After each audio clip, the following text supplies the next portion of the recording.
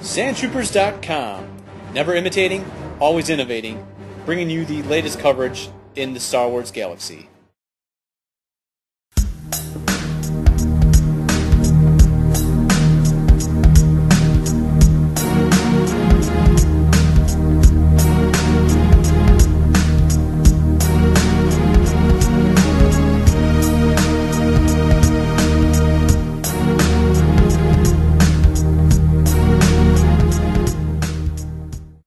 Welcome back, troops, to the latest edition of Sam Watch Live.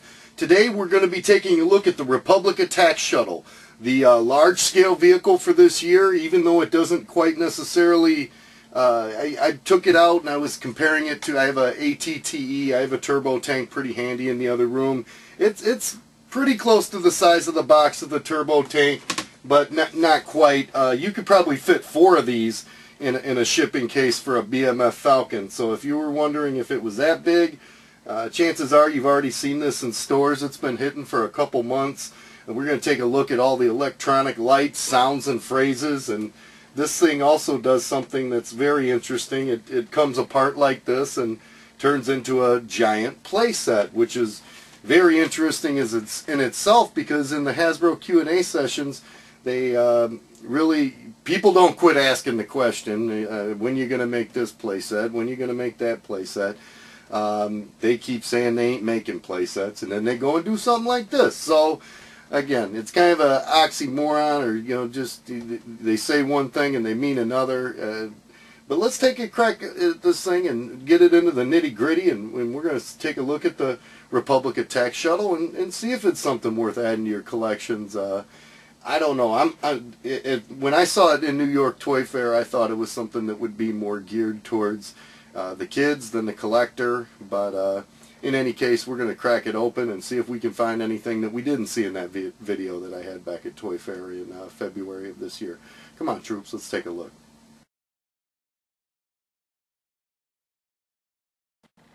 Alright, troopers, as I said before, I know it doesn't quite fit in shot here, but this thing is really big.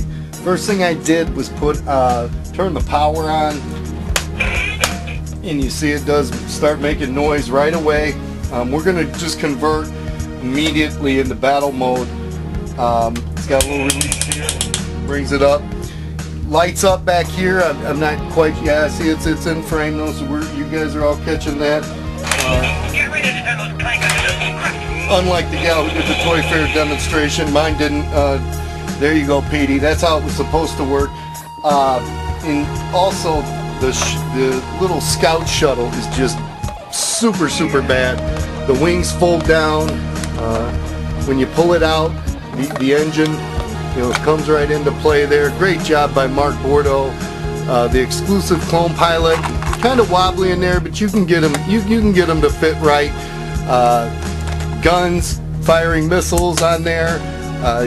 Something else that's really cool is this pops open and he can escape the escape ship, really, if you had to get him out of there. Bam, boom, blows up. You know, kids are going to have a great time with that. Let's look at the clone pilot real fast. So, same one we saw before with matchstick, only with some notable improvement.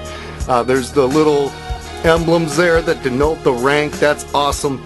But what I really like is they took some extra holes. Look at that. For just a little bit of extra holes, the chest box, it sits properly on them, rather than some of the other clones where like you could look down and see it like a heads-up display. So great job on the clone trooper, guys. It's good to see the improvement.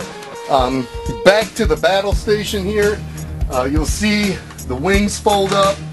You have little flip-around guns, a la the original G.I. Joe headquarters. In fact, this has a lot of elements of the G.I. Joe headquarters of the past, with the tower feature here. The missile pops up. You do like this, and then you can just set troopers up. Let's see here. You can go up here.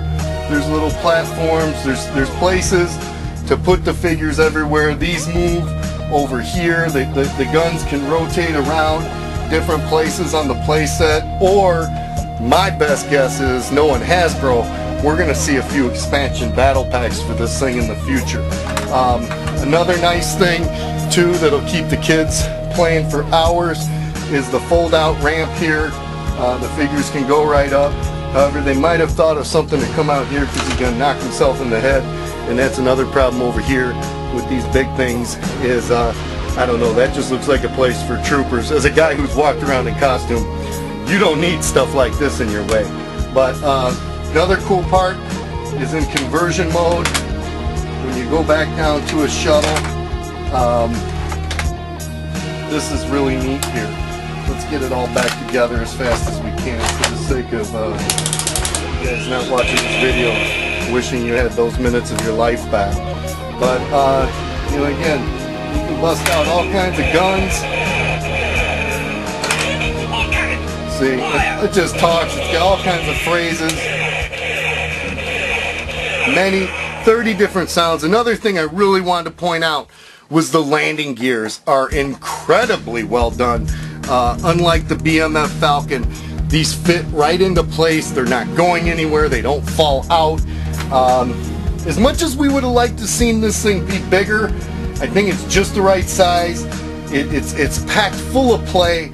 And my only concern with this design is the tower seems to sway a little bit one way or the other, and I wonder with a consistent amount of play down the road, would it be something that would be a concern or wear out and break. But overall, I think Hasbro put together a really cool toy. You know, you can even keep them guns open there on the wings. It's just loaded to the tooth with, you know, when they said gunship, they weren't joking around. But let's jump back into the final thoughts and we'll wrap up what we think about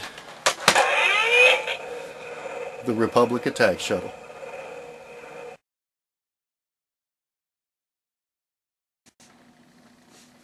So overall, does the Republic Attack Shuttle get it done, troopers? It'll blow you away. In fact, I think maybe there's a couple little things, you know, the use of these flimsy guns. I don't know. I like them.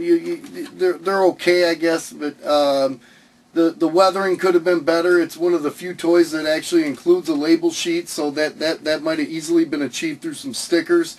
It's kind of like C-3PO. You start pressing buttons, it won't shut the hell up. It just keeps going on and on and on and on.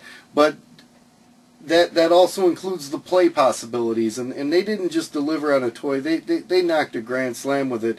I think they set themselves up a little bit. When we hear big, we think like Millennium Falcon big, but that's not to say it won't complement the turbo tank or the ATTE quite well. In fact, it looks really cool. Same paint schemes and so forth. It's a great vehicle. Mark Bordeaux, I don't just say this because I see the man once or twice a year and he's got me by 2 inches and 30 pounds. I think he did a great job on the vehicle. It's superb. If you were thinking about pulling the trigger on it, I think most definitely the value is there. I don't know if it's $80, but you know, if you hold off for a good sale, you know, you got Christmas coming, things like that. There'll be a deal on it, and it's definitely to be had. You're going to want to add it to your collection, but I think, you know, for most people in this economy conscious world we're in, it all comes down to price. So of course we're going to wait for a good deal. Speaking of a good deal, stop by the Sand Troopers forums and see how you can get in on the open raffle for the premium format Clone Trooper exclusive here. That's from our friends at Sideshow Collectibles. Again, you do not have to be a premium member to get in this raffle. Just come on and visit us and check us out and see what you got to do to get involved. Until next time, I am Darth Spice. You're so very, very glad you're not. United we find.